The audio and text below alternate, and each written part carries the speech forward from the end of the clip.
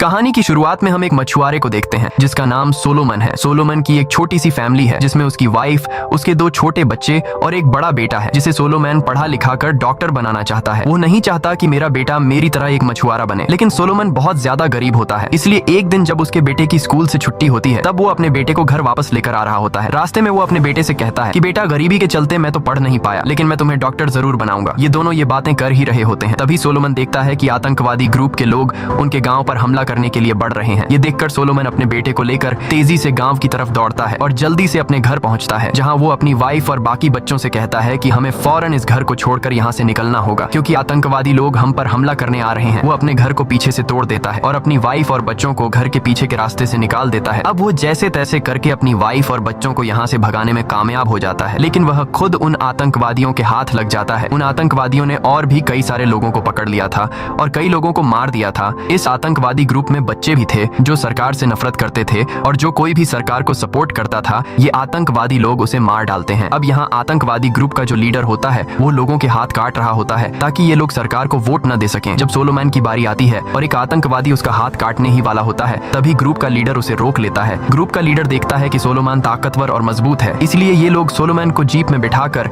एक ऐसी जगह ले जाते हैं जहाँ ढेर सारे मजदूर एक नदी में कच्चे हीरे ढूंढ रहे थे। ये लोग इन मजदूरों पर बहुत ज्यादा जुल्म करते हैं और सोलोमन को भी इनके साथ हीरे ढूंढने के काम पर लगाया जाता है। दरअसल ये आतंकवादी ग्रुप इन कच्चे हीरों का बिजनेस करते हैं। इन कच्चे हीरों के बदले ये लोग हथियार खरीदते हैं ताकि इनकी आर्मी मजबूत रहे और सरकार के साथ लड़ सके। यहाँ गांव से पकड़े गए मजदूर लोग नदी में कच्चे हीरे ढूंढने के काम पर लगे होते हैं और आतंकवादी ग्रुप के लोग इन पर बंदूक तान कर खड़े होते हैं ताकि ये लोग हीरे चोरी न कर सकें। ग्रुप का लीडर मजदूरों से चिल्लाकर कहता है कि जिसने भी हीरा चुराने की कोशिश की उसे मार दिया जाएगा। यहाँ सोलोमन भी उन मजदूरों के साथ हीरे ढूंढने में लगा होता है और तभी हम देखते हैं कि एक मजदूर को हीरे का एक छोटा सा टुकड़ा मिल जाता है। वह मजदूर हीरे को देखकर उसके मन में लालच जाग जाती है, इसलिए वह इस हीरे को लीडर को देने के बजाय अपने मुंह में छुपा लेता है और ऐसा करते हुए आतंकवादी ग्रुप का लीडर उसे देख लेता है। यह देखकर वह उस मजदूर को अपने पास बुलाता है और उससे हीरा मांगता है। अब वो मजदूर अपने मुंह से हीरे का टुकड़ा निकालकर आतंकवादी ग्रुप के लीडर को दे देता है। लीडर हीरा लेने के बाद फौरन उस मजदूर को गोली से शूट कर देता है। ये देखकर सभी मजदूर बहुत ज्यादा डर जाते हैं और सोलोमन भी ये सब कुछ देख रहा होता है। अब यहाँ सीन कट होता है और हम इस कहानी के मेन कैरेक्टर डैनी को देखते हैं जो एक हेलीकॉप्टर में इन आतंकवादियों के ग्रुप के पास आता है। वह इन लोगों से कैप्टन जीरो के बारे में पूछता है और ये लोग डैनी पर बंदूक तान कर उसे कैप्टन जीरो के पास लेकर आते हैं। ग्रुप का कैप्टन डैनी को कुछ हीरे देता है और बदले में उससे बंदूकें मांगता है। डैनी कहता है ठीक है, तुम्हें बंदूकें मिल जाएंगी। दरअसल डैनी एक स्मगलर है जो इन लोगों को हीरे के बदले बंदूकें देता है। डैनी इन हीरों की स्मगलिंग कई सालों से कर रहा है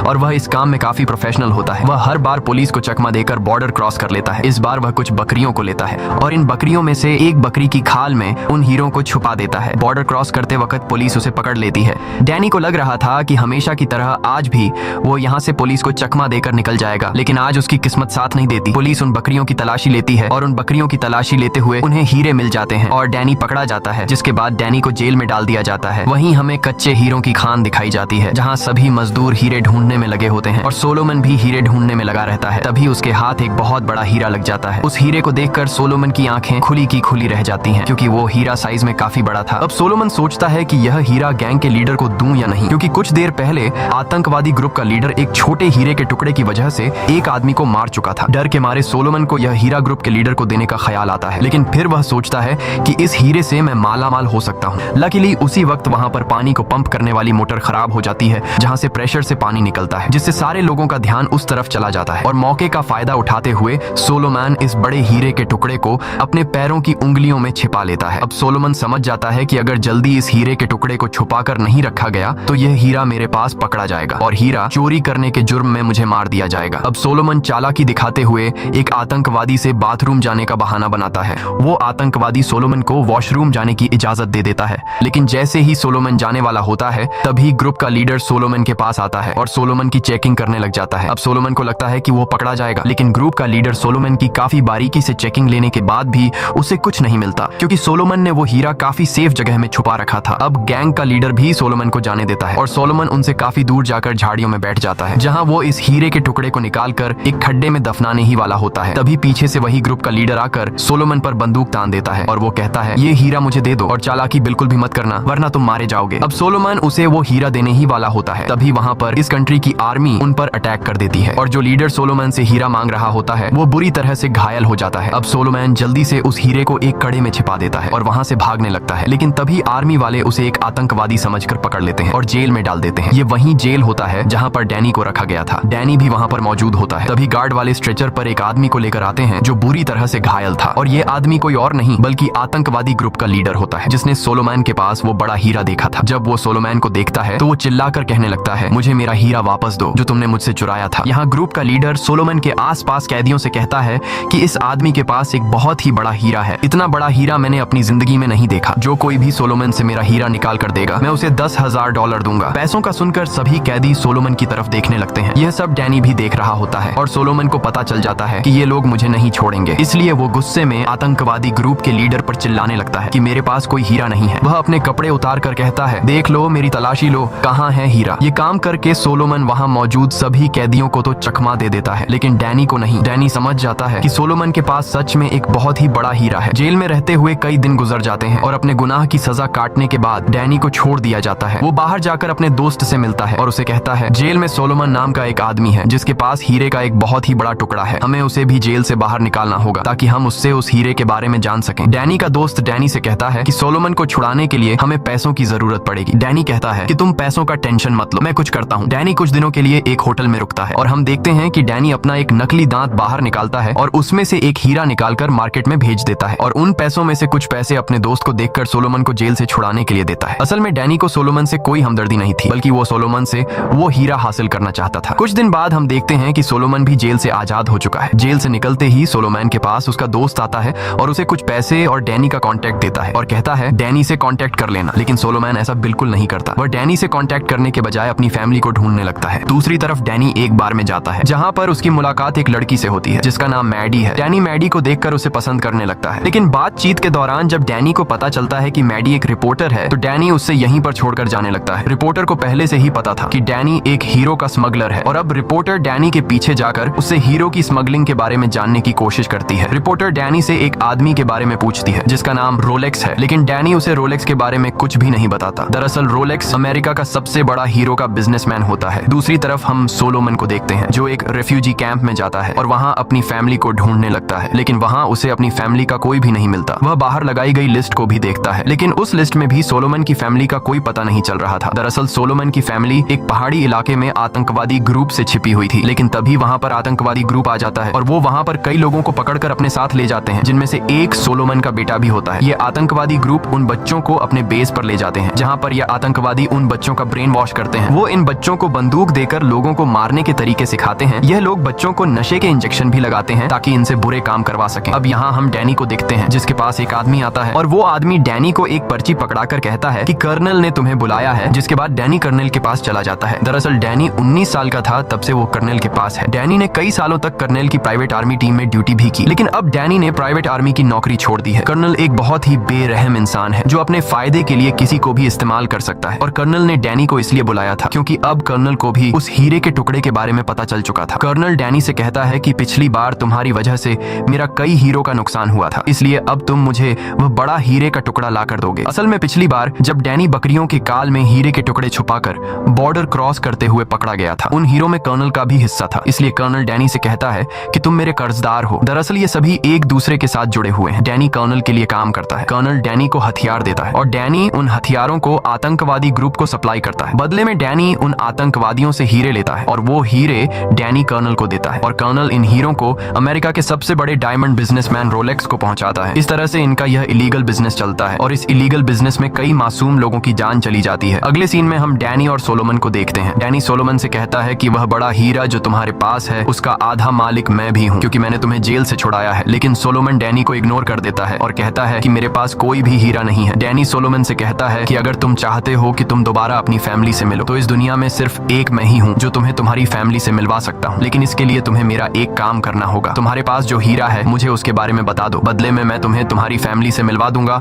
और ढेर सारे पैसे भी दे दूंगा। अब ये बात सुनकर सोलोमन सोच में पड़ जाता है कि क्या मुझे इसे उस हीरे के बारे में बताना चाहिए या फिर नहीं। तभी वहाँ पर आतंकवादी लोग हमला कर देते हैं। वो लोग गोलियां बरसाने लगते हैं जिसमें कई लोग मारे जाते हैं। डैनी जो एक सोल्जर रह चुका था, इसीलिए वो सोलोमन को बचाते हुए उस जगह से दूर निकल आता है जहाँ रेफ्यूजी कैंप लगी हुई थी। अब वहाँ पर वह रिपोर्टर भी आ जाती है। डैनी उस रिपोर्टर से कहता है कि मैं तुम्हारी मदद करने के लिए तैयार हूँ, तुम्हें जो भी इंफॉर्मेशन चाहिए मैं तुम्हें तुम्हें वह सारी इन्फॉर्मेशन दूंगा, लेकिन बदले में तुम्हें सोलोमन की फैमिली को ढूंढने में हमारी मदद करनी होगी, क्योंकि तुम एक रिपोर्टर हो और तुम्हारे पास सारा डेटा है। रिपोर्टर डैनी की बात मान लेती है और रिपोर्टर सोलोमन और डैनी को हेलीकॉप्टर से एक जगह ले जाती है जहाँ पर एक दूसरा रेफ्यूजी कैंप होता है। सोलोमन जब उस रेफ्यूजी कैंप के करीब जाता है तब वह अपनी फैमिली को देख लेता है। उन्हें देखकर वह बहुत खुश होता है और सोलोमन की वाइफ भी बहुत खुश हो जाती है। अब जब सोलोमन अपने बड़े बेटे को उनके पास नहीं देखता तब वह अपनी वाइफ से पूछता है, मेरा बड़ा बेटा कहाँ है? तो आगे से उसकी वाइफ रोने लगती है और कहती है कि आतंकवादी ग्रुप के लोग उसे उठा कर ले गए। ये सुनकर सोलोमन बहुत ज्यादा उदास हो जाता है और गुस्से में चिल्लाने लगता है। तब वहाँ की सिक्योरिटी उसे वहाँ से निकाल देते हैं, ये कहते हुए कि आपका रेफ्यूजी कैंप के लोगों में नाम नहीं है। अब यह तीनों वापस से हेलीकॉप्टर में बैठकर वहाँ से निकल जाते हैं। सोलोमन को अपनी फैमिली के बचाने का कोई दूसरा रास्ता नजर नहीं आता, इसलिए वह डैनी से कहता है, मैं तुम्हें उस डायमंड का पता बता देता हूँ, लेकिन इसके बाद जो भी पैसे आएंगे उससे तुम मेरे साथ मेरे बेटे को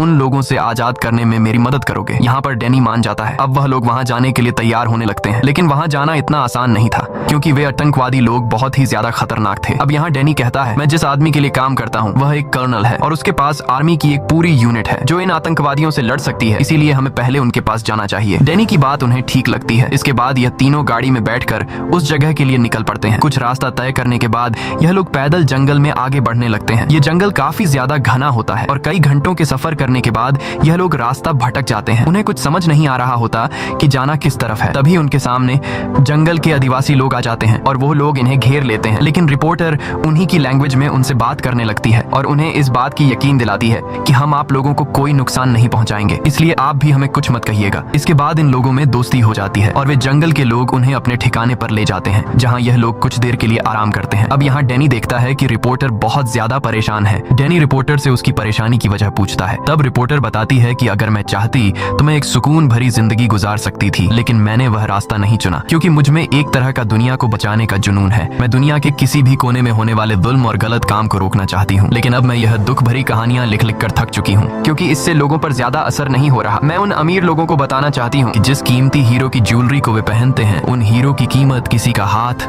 या फिर किसी की जिंदगी है। यह सच्चाई जानकर वे लोग उन ज्वेलरीज को पहनना बंद कर देंगे, लेकिन इस सच्चाई को सामने लाने के लिए मुझे सबूतों की जरूरत होगी और वह सबूत तुम मुझे दे सकते हो। अब यहाँ डैनी भी इमोशनल हो जाता है और वह कहता है कि मैं तुम्हें सारे सबूत दूंगा। अब डैनी उस रिपोर्टर को इनलीगल गलत तरीके से स्मगल होने वाले हीरो की डिटेल देने लगता है। वह खुद के साथ साथ कर्नल और अमेरिका के सबसे बड़े हीरे के बिजनेसमैन रोलेक्स का सारा काला धन उसे बता देता है। वह कहता है कि इन हीरो की स्मगलिंग और मासूम लोगों की जान लेने के पीछे भी रोलेक्स का ही हाथ है। तब वह रिपोर्टर डैनी से पूछती है कि तुम्हारी इन सब बातों का सबूत मुझे दो। डैनी कहता है, मैं तुम्हें ये सारे सबूत दे दूंगा, लेकिन जब मैं वो हीरे का बड़ा टुकड़ा हासिल कर लूंगा तब। रिपोर्टर डैनी से पूछती है कि क्या तुम सोलोमन से वो हीरे का टुकड़ा चुराने वाले हो? तब डैनी मुस्कुराकर जवाब देता है कि ये हीरा मेरा साउथ अफ्रीका को छोड़ने का टिकट है, इसलिए उस हीरे को मैं हर कीमत पर हासिल करके रहूंगा। अगली सुबह ये लोग एक मिलिट्री कैंप तक पहुंच जाते हैं और ये मिलिट्री कैंप किसी और का नहीं बल्कि डैनी जिस कर्नल के लिए काम करता था ये उसी कर्नल का कैंप होता है। यहाँ डैनी की मुलाकात कर्नल से होती है। कर्नल डैनी से कहता है कि हमारी मिलिट्री को ज्वाइन कर लो, हम जल्द ही इन आतंकवादियों को खत्म करने के लिए निकलने वाले हैं। तब डैनी कर्नल को समझाता है कि इतनी जल्दी नहीं, ऐसे में वो सब लोग भाग जाएंगे। डैनी उससे कहता है कि पहले मैं और सोलोमन उस जगह पर जाएंगे, वहाँ की पूरी सिचुएशन समझने के बाद मैं तुमसे कांटेक्ट करूंगा और तब तुम अपनी टीम के साथ उन लोगों पर हमला कर देना। कर्नल इस बात को मान जाता है। इसके बाद डैनी सीधा उस रिपोर्टर के पास आता है और उससे कहता है कि मैं और सोलोमन यहाँ से जाने वाले हैं। ये सुनकर वो रिपोर्टर बहुत ज्यादा इमोशनल हो जाती है क्योंकि डैनी और रिपोर्टर अब एक दूसरे को पसंद करने लगे थे। डैनी उस रिपोर्टर को एक डायरी देता है जिसमें रोलेक्स और उसके रॉ डायमंड्स के बिजनेस की सारी डिटेल्स होती हैं। डैनी जाते हुए उस रिपोर्टर से कहता है कि जब भी मुझे मौका मिला तो मैं तुम्हें कॉल जरूर करूंगा। इसके बाद डैनी और सोलोमन उस जगह की तरफ बढ़ने लगते हैं जहाँ पर सोलोमन ने वो हीरा गाड़ा था। कई घंटों से जंगल में सफर करने के बाद रात हो जाती है। रात को यह दोनों जब जंगल में आगे बढ़ रहे होते हैं तभी वहाँ पर आतंकवादी ग्रुप की एक गाड़ी आती है जिसमें कुछ बच्चे बंदूक तान कर खड़े होते हैं और उन्हीं बच्चों में सोलोमन अपने बेटे को देख लेता है। अपने बेटे को देखते ही सोलोमन खुद पर कंट्रोल नहीं रख पाता और वो अपने बेटे को आवाज देने लगता है, पर इससे पहले कि सोलोमन का बेटा अपने बाप को देख पाता बाकी लड़के सोलोमन को देख लेते हैं और वो इन पर फायरिंग करने लग जाते हैं। ये दोनों अपनी जान बचाते हुए वहाँ से भागने लगते हैं और भागते हुए ये लोग झाड़ियों के पीछे छुप जाते हैं। अब क्योंकि रात का टाइम होता है और पूरे जंगल में काला अंधेरा होने की वजह से ये लोग इन दोनों को ढूंढ नहीं पाते और वहाँ से चले जाते हैं। जब सुबह होती है तो डैनी सोलोमन को काफी बुरा भला कहता है कि तुम्हारी आवाज देने की वजह से हमारी जान भी जा सकती थी। यहाँ पर सोलोमन डैनी से कहता है कि मैं अपने बेटे को देखकर खुद पर कंट्रोल नहीं रख पाया। डैनी कहता है चलो ठीक है, लेकिन फिर से ऐसी गलती मत करना। अब ये दोनों फिर से उस तरफ बढ़ने लगते हैं जहाँ पर हीरा है, लेकिन कुछ दूर आगे जाने के बाद सोलोमन अपना रास्ता बदल लेता है। तब डैनी उसे गुस्से से रोकता है और कहता है कि हीरा इस तरफ है। सोलोमन डैनी से कहता है कि मुझे अपना बेटा ढूंढना है और वो उस तरफ है। इस बात पर दोनों के बीच बहस होने लगती है। बहस इतनी बढ़ जाती है कि दोनों एक दूसरे को मारने पर उतर आते हैं। लेकिन तभी डैनी सोलोमन के सिर पर बंदूक तान देता है। सोलोमन कहता है कि मैं पहले ही मर चुका हूँ, अगर तुम मुझे मारना चाहते हो तो मार दो, मैं अपने बेटे को किसी भी हाल में ढूंढ कर रहूंगा। यह सुनकर डैनी को एहसास होता है कि वो अपनी जगह सही है। इसके बाद दोनों में सुलह हो जाती है और ये दोनों फिर से आगे बढ़ते हैं। चलते चलते ये दोनों उस जगह के काफी करीब पहुंच जाते हैं जहाँ पर सोलोमन ने हीरा छिपा कर रखा था। ये लोग वहाँ दूरबीन से उन लोगों पर नजर रखते हैं जहाँ मजदूर काम कर रहे होते हैं और ढेर सारे आतंकवादी ग्रुप के लोग बंदूक तान कर खड़े होते हैं। इन लोगों को महसूस हो जाता है कि इस समय हमला करना ठीक नहीं होगा। जैसे ही रात होती है, सोलोमन उन आतंकवादियों के ठिकाने में घुसकर अपने बेटे को ढूंढने लगता है। यहाँ पर सोलोमन को अपना बेटा दिखाई देता है जो कुछ लड़कों के साथ ताश खेल रहा होता है। सोलोमन उसके पास जाता है और उसे बुलाने की कोशिश करता है, लेकिन उसका बेटा उसे पहचानने से इनकार कर देता है। वह अपने बाप को धक्का देकर पीछे करता है और अपने साथियों से कहता है कि यह दुश्मन है। जिसके बाद सब लोग सोलोमन पर बंदूक तान देते हैं और सोलोमन को कैदी बना लेते हैं और उसे अपने कमांडर के पास ले जाते हैं। और यह कमांडर कोई और नहीं बल्कि वो आदमी होता है जो सोलोमन की वजह से घायल हुआ था। ये सारी चीजें दूर खड़ा डैनी भी देख रहा होता है और वो समझ जाता है कि यही मौका है इन्हें खत्म करने का। इसके बाद डैनी अपने कर्नल से कांटेक्ट करता है और उससे कहता है कि जल्दी से इस जगह पर अटैक करो। कमांडर सोलोमन को देखकर कहता है कि मैं जानता था कि तुम यहाँ हीरा ढूंढने जरूर आओगे और अब जब तुम आ गए हो तो तुम मुझे वह हीरा लाकर दोगे। लेकिन सोलोमन हीरा देने से इनकार कर देता है। ये सुनकर कमांडर गुस्सा हो जाता है और वह सोलोमन के बेटे को पकड़कर कहता है कि अगर तुम मुझे उस हीरे के बारे में नहीं बताओगे तो मैं तुम्हारे बेटे को यहीं पर मार दूंगा। अब यहाँ पर सोलोमन अपने बेटे को बचाने के लिए उसे हीरे का पता बताने ही वाला होता है कि तभी कर्नल के लोग आ जाते हैं। कर्नल के लोग हेलीकॉप्टर से नीचे मौजूद सभी लोगों पर अंधाधुंध गोलियां बरसाना शुरू कर देते हैं। अब सोलोमन का बेटा बहुत ज्यादा डर जाता है और उसे गोलियां लगने ही वाली होती हैं। तभी डैनी आकर उसे बचा लेता है। दूसरी तरफ सोलोमन आतंकवादी ग्रुप के कमांडर को मार देता है। कर्नल के लोग यहाँ मौजूद सभी आतंकवादियों को मार डालते हैं और कर्नल के लोग इस पूरे एरिया को अपने कंट्रोल में ले लेते हैं। इसके बाद कर्नल डैनी के पास आता है और उसे कहता है कि अब मुझे उस हीरे के बारे में बताओ। डैनी कहता है कि मैं तुम्हें उस हीरे के बारे में बताऊंगा, लेकिन हम उसका आधा आधा करेंगे। कर्नल तुरंत डैनी की बात मान लेता है। डैनी यह देखकर शक में पड़ जाता है कि कर्नल इतनी आसानी से कैसे मान गया, क्योंकि कर्नल बहुत ही बेरहम इंसान है और पैसे के लिए किसी को भी मार सकता है। डैनी समझ जाता है कि हीरे के मिलने के बाद कर्नल उसे और सोलोमन को मार देगा। अब डैनी सोलोमन के पास जाता है और उसके कान में चुपके से कहता है कि जब तुम वह हीरे का टुकड़ा निकालोगे तब तुम कर्नल का ध्यान भटका देना और मौके का फायदा उठाते हुए मैं वहीं पर कर्नल को शूट कर दूंगा। वह सोलोमन को बताता है कि अगर हम ऐसा नहीं करते तो हीरा मिलते ही कर्नल हम दोनों को मार देगा। सोलोमन डैनी की बात मान लेता है। इसके बाद वे सभी उस जगह की ओर जाते हैं जहां सोलोमन ने हीरा छुपाया था। उस जगह पहुंचने के बाद सोलोमन जमीन खोदना शुरू कर देता है जहां उसने हीरा छुपा कर रखा था। जैसे ही सोलोमन हीरा निकालने वाला होता है, डैनी फौरन कर्नल के साथियों पर हमला कर देता है और उनसे हथियार छीनकर उन्हें मार डालता है। यहाँ डैनी कर्नल को भी शूट कर देता है, लेकिन इस दौरान डैनी को भी एक गोली लग चुकी थी। अब सोलोमन हीरा निकाल लेता है और वह हीरा सोलोमन डैनी को दे देता है। जैसे ही वे दोनों यहाँ से निकलने वाले होते हैं, सोलोमन का बेटा आकर डैनी पर बंदूक तान देता है क्योंकि वो पूरी तरह से ब्रेन वॉश हो चुका था। सोलोमन उसे आवाज देता है, तुम मेरे बेटे हो, लेकिन वह अपने पिता को पहचानने से इनकार कर देता है। तब सोलोमन उसे उसकी माँ के घर और उसके भाई बहनों की याद दिलाता है। ये सुनकर सोलोमन का बेटा रोने लगता है और वह अपने पिता के गले लग जाता है। तभी आर्मी के और लोग भी आ जाते हैं, इसलिए ये लोग खुद को बचाते हुए यहाँ से भागने लगते हैं। रास्ते में डैनी अपने एक दोस्त को कॉल करता है और हेलीकॉप्टर लाने को कहता है। कुछ देर बाद हेलीकॉप्टर पहुंच जाता है, लेकिन वह यहाँ लैंड नहीं कर सकता था, इसलिए वह हेलीकॉप्टर ऊपर पहाड़ी की चोटी पर उतरेगा। कुछ दूर जाने के बाद गोली लगने की वजह से डैनी आगे नहीं चल सकता था। तब सोलोमन उसे अपने कंधे पर उठाकर ले जाने लगता है, लेकिन गोली लगने की वजह से डैनी का बहुत खून बह चुका था, इसलिए वो सोलोमन से कहता है कि अब मैं आगे नहीं चल सकता, तो मैं अकेले ही जाना होगा। और डैनी अपने जेब से हीरे का टुकड़ा निकालकर सोलोमन को दे देता है। सोलोमन कहता है कि मुझे लगा तुम मुझसे ये हीरा चुरा लोगे। डैनी हंसते हुए कहता है, हाँ सोचा तो मैंने भी ऐसा ही था, लेकिन अब मुझे लगता है कि इस हीरे की जरूरत सबसे ज्यादा तुम्हें है। ये है तुम्हारे बेटे का फ्यूचर। तुमने मुझे बताया था ना कि मैं अपने बेटे को डॉक्टर बनाना चाहता हूँ। ये सुनकर सोलोमन बहुत ज्यादा इमोशनल हो जाता है। डैनी सिर्फ सोलोमन को हीरा नहीं देता, बल्कि वह इसे उस रिपोर्टर का कॉन्टेक्ट दे देता है। साथ ही वो सोलोमन को अपनी बंदूक पकड़ाते हुए कहता है कि अभी कुछ देर बाद हेलीकॉप्टर तुम्हें लेने आएगा, लेकिन तुम उस आदमी पर बिल्कुल भी भरोसा मत करना। अगर तुम्हें कुछ भी गड़बड़ नजर आए तो तुम सीधे उसे शूट कर देना। अब यहाँ सोलोमैन और उसका बेटा ऊपर हेलीकॉप्टर की तरफ बढ़ने लगते हैं, लेकिन तभी नीचे से कर्नल के लोग आ जाते हैं। तब यहाँ डैनी सोलोमैन और उसके बेटे को कवर देते हुए कर्नल के लोगों को मार डालता है। इसके बाद वह उस रिपोर्टर रिपोर्टर को कॉल करता है जिससे डैनी पसंद करने लगा था। डैनी की आवाज सुनकर रिपोर्टर बहुत ज्यादा खुश होती है। डैनी रिपोर्टर को बताता है कि तुम्हें मुझ पर एक एहसान करना होगा। मैंने तुम्हारे पास सोलोमन और उसके बेटे को भेजा है, तुम्हें उन्हें रेस्क्यू करना होगा। तब वह रिपोर्टर डैनी से पूछती है कि तुम जख्मी हो। डैनी कहता है हाँ मैं जख्मी तो हूँ, लेकिन मैं एक बहुत ही खूबसूरत जगह पर बैठा हूँ। मुझे खुशी है कि मैं तुमसे मिला। यह कहते ही डैनी कॉल काट देता है और उसी जगह पर डैनी की मौत हो जाती है। कुछ देर बाद हेलीकॉप्टर सोलोमन और उसके बेटे को लेने आता है और ये दोनों हेलीकॉप्टर में बैठकर चले जाते हैं।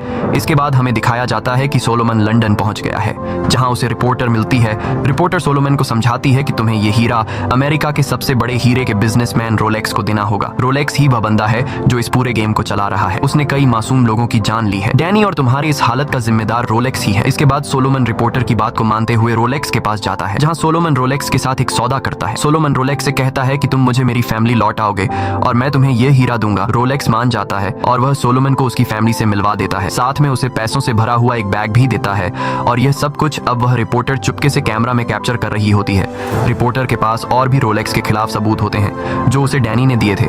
इसके बाद वह रिपोर्टर सबूतों की बुनियाद पर रोलेक्स के सारे कच्चे हीरों के इलीगल बिजनेस को अपने मैगजीन में छपवा देती है। जब गवर्नमेंट को रोलेक्स के इस काले धंधे का पता चलता है तो गवर्नमेंट रोलेक्स को गिरफ्तार कर लेती है। वह रिपोर्टर सोलोमन की पूरी कहानी भी दुनिया को बता देती है। कहानी के एंड में हमें दिखाया जाता है कि सोलोमन एक कॉन्फ्रेंस में जाता है जहां बड़े बड़े पॉलिटिशियंस होते हैं और वह सभी सोलोमन को वेलकम करते हुए इसके लिए क्लैपिंग करने लगते हैं और सोलोमन उन सब के बीच खड़ा होकर मैगजीन में डैनी की फोटो को देखने लगता है।